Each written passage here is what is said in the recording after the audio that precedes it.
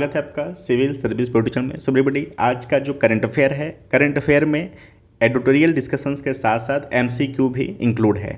देखिए, current affair तभी आप बेनिफिट उठा पाओगे जब उसका छोटा सा शॉर्ट नोट्स आप बना पाओ। ठीक है, आई होप कि आप किसी न किसी मैगज़ीन को फॉलो करते होंगे। जो भी मैगज़ीन आप पढ़ते होंगे वो लगभग 150 से लेकर के 200 पेज का होता होगा। उन पूरे मैगज़ीन को आप रिवीज़न करते समय नहीं कर पाओगे। आई एम श्योर कि आप उसको रिवीज़न नहीं कर पाओगे। तो जो भी टैग लाइन आप पढ़ते हो ना, छोटा छोटा वहाँ पर पॉइंट लिख लिया करो। जब आप रिवीज़न करोगे तो पूरी एडिटोरियल को, पूरे मैटर को न पढ़ के उन छोटे छोटे बातों को पढ़कर आप पूरे मैटर को रिकॉल कर सकते हो। जो भी वीडियो देखते हो आप, उस वीडियो में जो भी की पॉइंट होते हैं उनको छोटा छोटा नोट कर लिया करो डे वाइज डे। ठीक है, आप पाओगे कि जो मैगज़ीन होती है ना, मैगज़ीन जो होता है मंथ होता है करंटली, लेकिन वो एक मंथ पीछे का पूरा मामला होता है। तो जब वीडियो से आप करंट अफेयर पूरा कर लोगे और जब मैगज़ीन को आप उठाकर पढ़ोगे ना अगली बार, तो आप पाओगे कि पूरा का पूरा आपका रिवीजन हो रहा है। तो इससे आपको दो फायदा हुआ। पहला कि आपको रिवीजन करने से थोड़ा सा आराम मिल जाएगा। उसके बाद जो कंटेंट है उसको 2 से 3 बार आप देख ले रहे हो तो कहीं ना कहीं कवर हो जाएगा। मैं यहाँ पे क्या करता हूँ कि एडिटोरियल कराता हूँ। जब वो एडिटोरियल 2 से 3 दिन का हो जाता है तो उस पर मैं एमसीक्यू भी करा देता हूँ, ताकि कहीं ना कहीं से आपका 2 से 3 बार वीडियो से ही रिवीजन हो जाए। ठीक है, और आपको पीडीएफ अगर चाहिए तो पीडीएफ के लिए मैं टेलीग्राम ग्रुप शुरू कर दिया हूँ। वहाँ पर टोटल पीडीएफ आपको दिए जा रहे हैं, तो आप पीडीएफ भी वहाँ से ले सकते हैं। चैनल के डिस्क्रिप्शन में आपको टेलीग्राम ग्रुप मिला हुआ है, वहाँ पर जा कर के आप ये जो मैटर है इसका पीडीएफ भी ले सकते हैं। ठीक है, चलिए स्टार्ट करते हैं। अब एमसीक्यू से शुरू करते हैं, फिर पहुँचेंगे एडिटोरियल पे।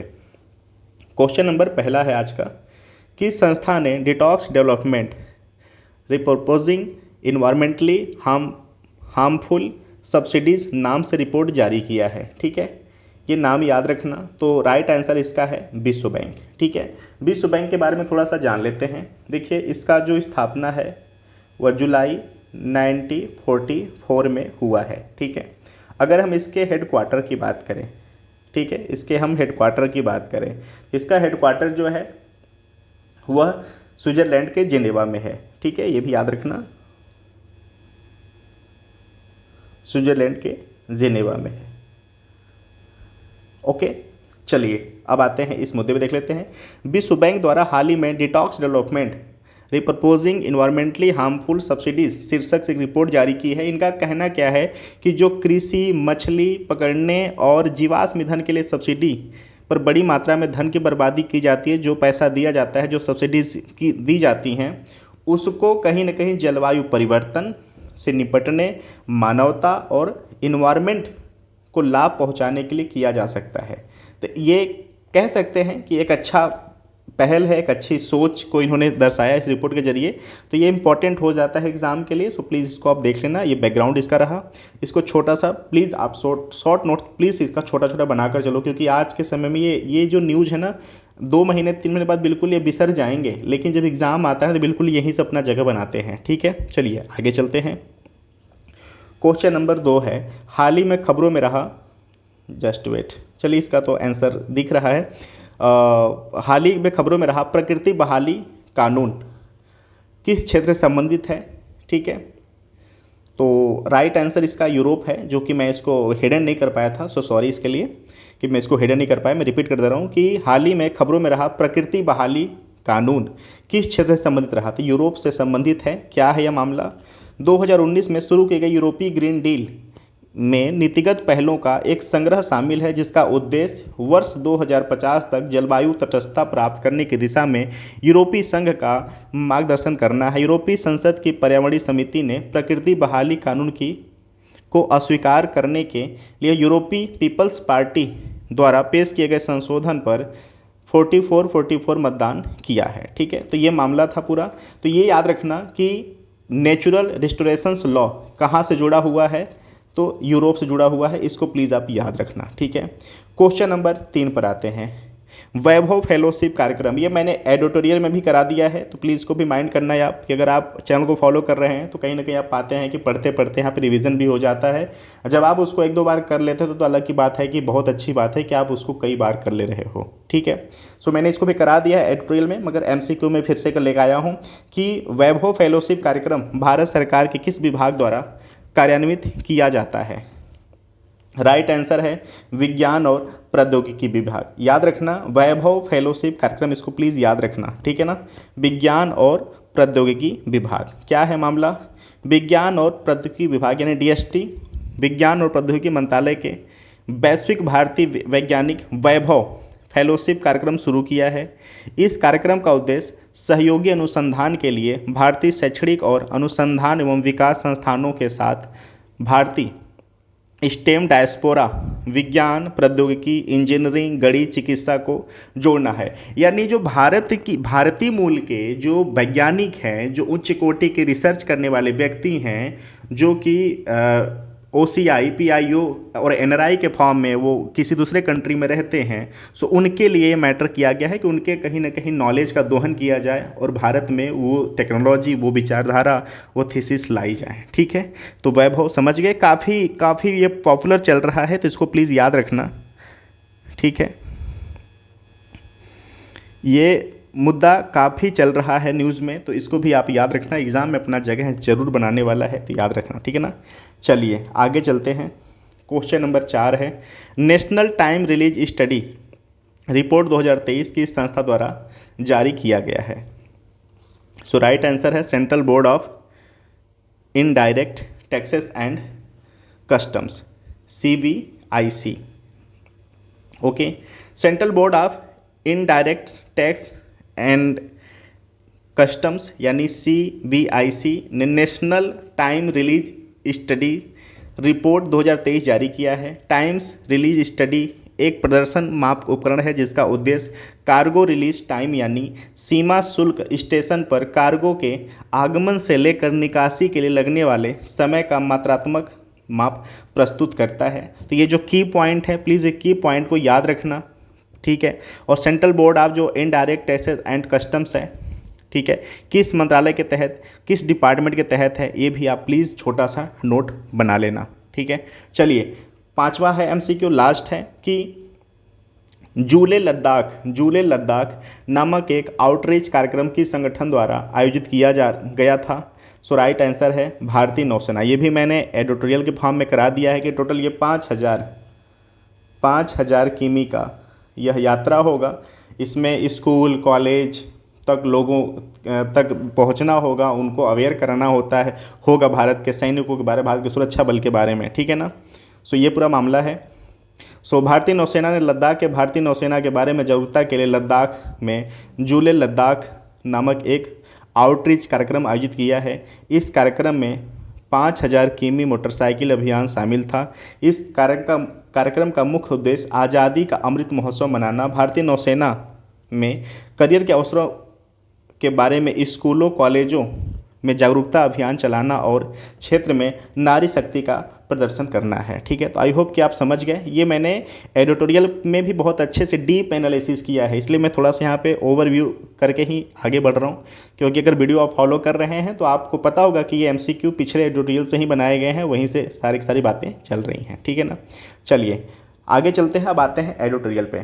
फूड आउटलुक रिपोर्ट जारी की गई है, ठीक है। सो संयुक्त राष्ट्र खाद्य और कृषि संगठन FAO, इसके बारे में बात अगर करें तो फूड एंड एग्रीकल्चर ऑर्गेनाइजेशन इसका फुल फॉर्म होता है, ठीक है। इसका जो हेडक्वार्टर है वो रोम इटली में है, ठीक है।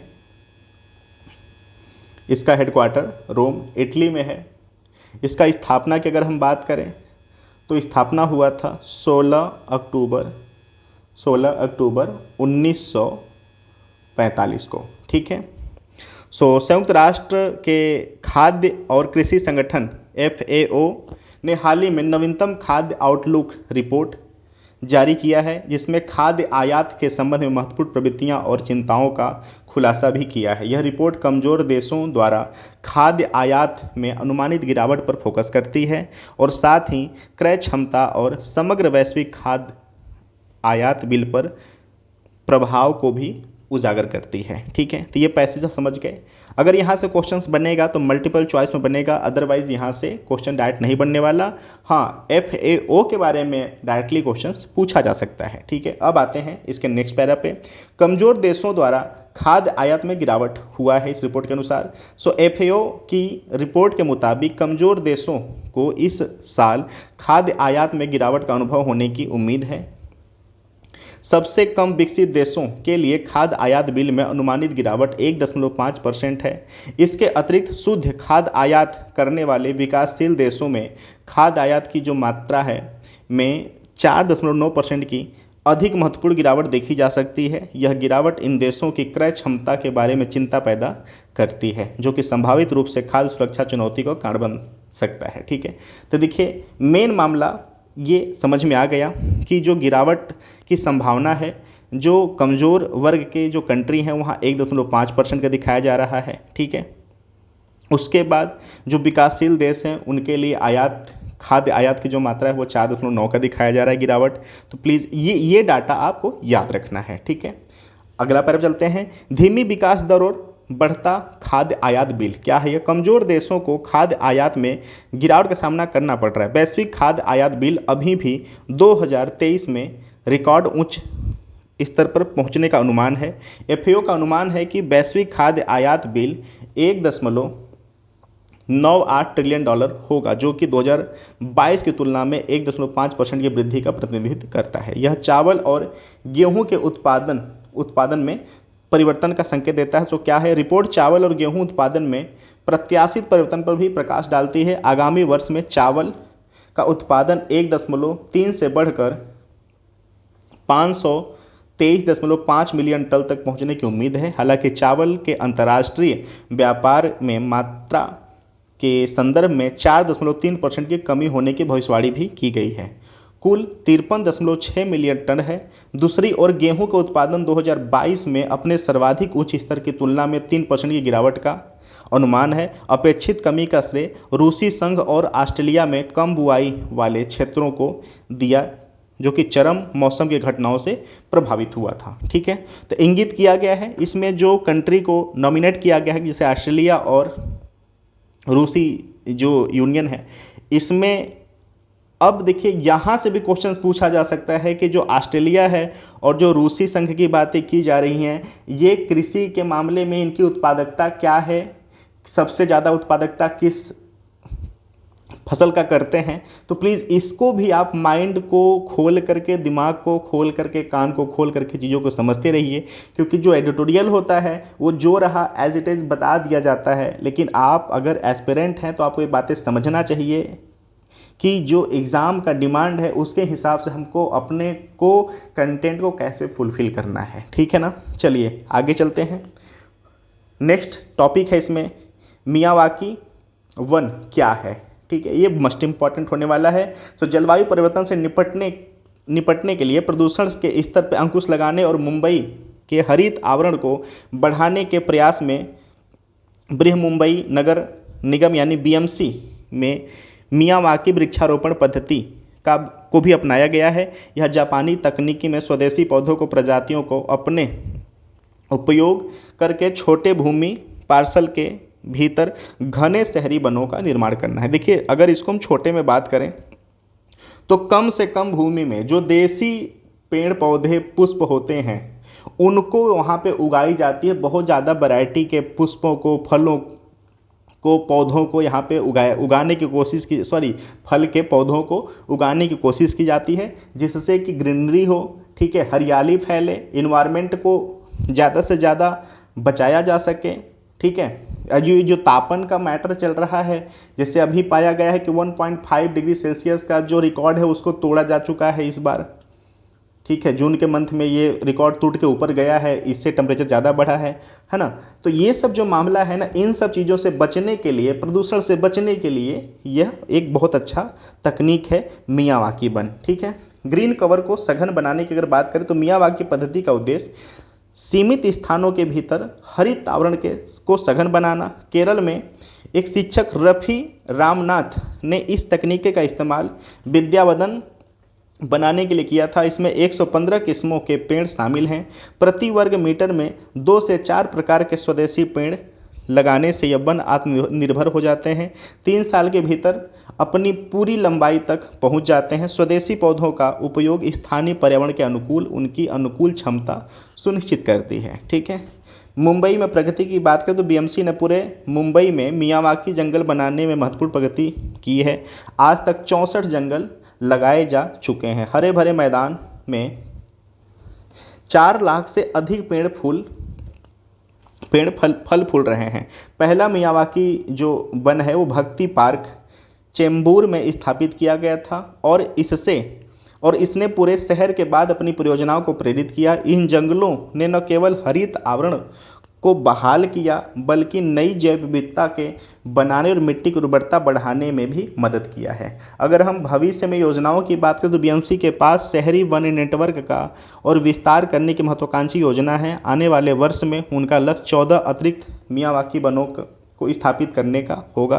विभिन्न स्वदेशी प्रजातियों के लगभग 80,400 पेड़ लगाना है। यह पहल मुख्यमंत्री एकनाथ शिंदे द्वारा निर्धारित 1 लाख पौधा लगाने का लक्ष्य के अनुरूप है। ठीक है। नियोजित स्थानों में बेस्ट कॉलोनी के पास एक खुला भूखंड, चांदीवली में स्वामी विवेकानंद उद्यान और जागेश्वरी में महाकाली गुफाओं की सड़क शामिल है, जो कि परियोजना में सबसे बड़ा जंगल होने का उम्मीद है। ठीक है। तो आई होप समझ गए कि ये मियावाकी जो वन है ये क्या है या किस टेक्निक पे काम करता है, इसका मेन पर्पज क्या है। ठीक है ना। चलिए नेक्स्ट हमारा टॉपिक है 20 जून विश्व शरणार्थी दिवस। पहले जान लेते हैं शरणार्थी कौन होता है। जैसे मान लीजिए कोई कंट्री ए है, कोई कंट्री बी है। जो कंट्री बी है ना, यहाँ के कुछ निवासी हैं जो कि धर्म के डर, युद्ध के डर या जाति या किसी भेदभाव के डर से या भेदभाव किसी कारणवश किसी दूसरे कंट्री में जाकर रहने का आसरा खोजते हैं, रहते हैं। तो ये जो बी से ए के पास गए हुए लोग होते हैं ना, इनको हम शरणार्थी बोलते हैं, इनको हम रिफ्यूजी बोलते हैं। ठीक है। तो ये आप याद रखना। ठीक है। दुनिया भर में शरणार्थियों को सम्मानित करने के लिए 20 जून को विश्व शरणार्थी दिवस मनाया जाता है। पहली बार विश्व शरणार्थी दिवस 20 जून 2001 को मनाया गया था। देखिए क्वेश्चंस यहाँ से वनडे एग्जाम में बन सकते हैं डायरेक्ट। ठीक है ना। अगर इनके इंपॉर्टेंस की बात करें तो संयुक्त राष्ट्र ने आंकड़ों के अनुसार आतंक, युद्ध, संघर्ष से बचने के लिए हर 1 मिनट में 20 लोग अपने घर से भागने को मजबूर हैं। ये भी आप कंटेंट याद रखना। ठीक है। 2019 के अंत तक दुनिया में जबरन विस्थापित होने वाले लोगों के अनुमानित संख्या लगभग 79.5 मिलियन है। तमाम दुर्दशा के बावजूद दुनिया भर में शरणार्थियों द्वारा दिखाए गए साहस और लचीलेपन को आज मनाया जा रहा है, ताकि उन्हें और मजबूत किया जा सके और उन्हें एक एहसास दिलाया जा सके कि वे न केवल जीवित रहेंगे बल्कि अपने अधिकारों और सपनों को प्राप्त करने की दिशा में भी कायम होंगे। इसके लिए दुनिया भर में सरकारों को शरणार्थियों की रक्षा और समर्थन के लिए तिथि पर अपने कर्तव्यों को एहसास कराया जाता है। संघर्षों और आतंकों के अलावा आज दुनिया में कई शरणार्थी ऐसे भी हैं जिन्होंने प्राकृतिक आपदाओं जैसे सुनामी, भूकंप, बाढ़ आदि के कारण अपना घर छोड़ने के लिए मजबूर उनको होना पड़ा है। ठीक है। शरणार्थियों से जुड़े अगर आंकड़ों की बात करें तो 2019 संयुक्त राष्ट्र मानवाधिकार परिषद UNHRC के अनुसार दुनिया में 68% शरणार्थी सीरिया और 6.6 मिलियन शरणार्थी के अप्रॉक्सीमेट इनका डाटा रहा है। वेनेजुएला जो है वो 3.7 मिलियन शरणार्थी, अफगानिस्तान 2.7 मिलियन, दक्षिणी सूडान 2.2 मिलियन, म्यांमार 1.1 मिलियन ऐसे देश हैं जहाँ पे शरणार्थी हैं। ठीक है। तो ये डाटा जो है ना, प्लीज़ आप इसको याद रखना। जब आप ऐसे राइटिंग करोगे, आंसर राइटिंग करोगे ना, तो ये डाटा बहुत काम आने वाले हैं। 2019 तक दुनिया भर में कुल 79.5 मिलियन शरणार्थी में से 26 मिलियन 18 वर्ष से कम आयु के हैं। ठीक है। ये बहुत चिंता की बात है क्योंकि यही एक ऐसा एज है जो कि ग्रोथ का एज होता है और इसी उम्र में अगर कोई व्यक्ति भटक रहा है अपने घर को छोड़कर, अपने रहने के लिए, जीने के लिए छत तलाश रहा है ना, ये बहुत दुर्दशा वाली बात है पूरे विश्व के लिए। ठीक है, डेट तो मनाए जाते हैं, डेट तो रखे जाते हैं, लेकिन क्या कौन सी कंट्री इसके बारे में अवेयर हैं, कौन सी कंट्री इनको फैसिलिटीज़ दे रही है, तो ये भी बहुत बड़ी बात है। ठीक है, तो जब ऐसे कंटेंट आपके पास रहते हैं तो आंसर राइटिंग में काफ़ी उपयोगी हो जाते हैं, ऐसे राइटिंग में काफ़ी उपयोगी हो जाते हैं। आपके आपके आपके आंसर में ना वर्ड में काफ़ी वेटेज आ जाता है जब रिपोर्ट की बात करते हो आप। एवरीबॉडी, आपको ये एडिटोरियल डिस्कशंस, एमसीक्यू डिस्कशंस कैसा लगा, प्लीज़ आप बताना। क्या कमी है प्लीज़ आप बताना, इसको भी हम सुधार करने की कोशिश करेंगे। So thank you so much watching. चलिए मिलते हैं फिर एक नए सीरीज में। Thank you so much watching.